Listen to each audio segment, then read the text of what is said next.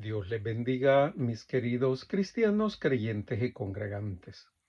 ¿Cómo se la están pasando en esta mañana de domingo o noche de sábado? Depende de dónde nos estén escuchando. Hoy les quiero pedir que nos ayuden a dar a conocer nuestro ministerio. Y la manera más fácil es dando un like, suscribiéndose a nuestro canal de YouTube, El Liberador de los Últimos Tiempos. Y si nos hacen favor de escucharnos en Facebook, por favor, compartan y denos un like.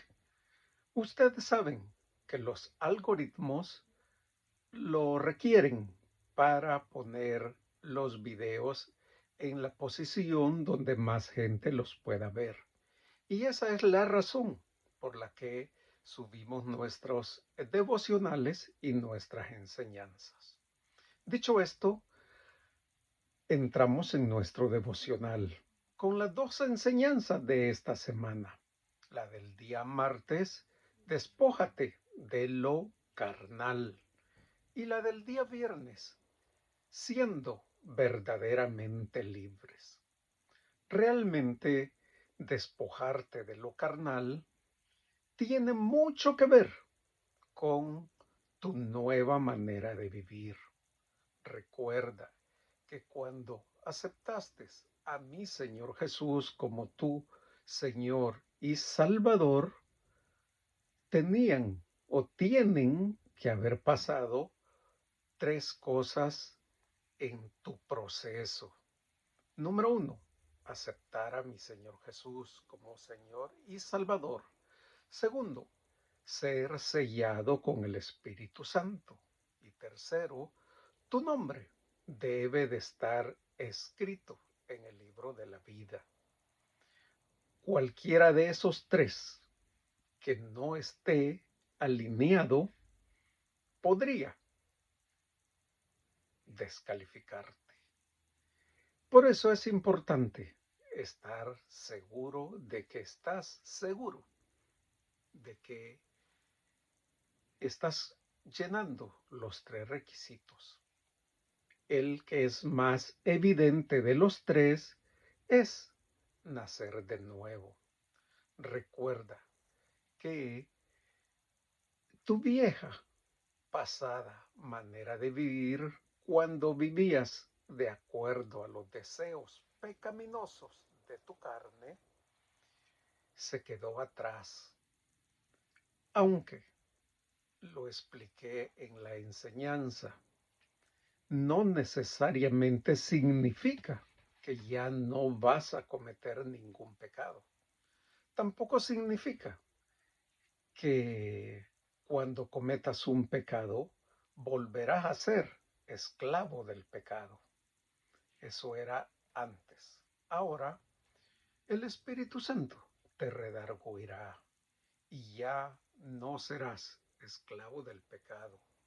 Y si caes en tentación o cometes algún pecado, no durará mucho tiempo en ti. Esa es una buena medida, un parámetro para que tú solito te des cuenta de tu realidad espiritual. Si te cuesta salir, si te cuesta dejar tu pasada manera de vivir, probablemente, solo dije probablemente, el Espíritu Santo no esté en ti. En la enseñanza del día viernes, siendo verdaderamente libres, me emociona hablar de ese tema porque es el que compete a nuestro ministerio. La explicación está bien simple y bien clara. En Mateo, perdón, déjame corroborar, perdón, en Juan 8, del 31 al 36, se explica claramente cuando en el 31 al 32 Mi Señor Jesús está diciendo que conocerás la palabra, o sea, la Biblia, o sea, el conocimiento, y conocerás la verdad, y la verdad te hará libre. Después, en el 37 al 38, empieza a explicar de el pecado y ser esclavo del pecado, como lo acabo de decir. Si cometes pecado y no puedes dejarlo, ya sea como adicción, como por ejemplo la pornografía, como mentir, como robar, son pecados que comúnmente se practican, pero algunas personas ni siquiera se dan cuenta de cuando lo están haciendo. O sea, les ha causado tanta adicción que son literalmente esclavos del pecado.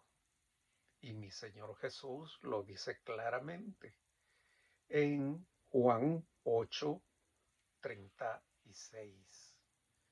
Si el Hijo os liberare, seréis verdaderamente libre. Recuerda que lo dije en la enseñanza. Hay una condicional, ese y. Si el Hijo. O sea que no es seguro. Es solo si el Hijo os liberare. Entonces seréis verdaderamente libres.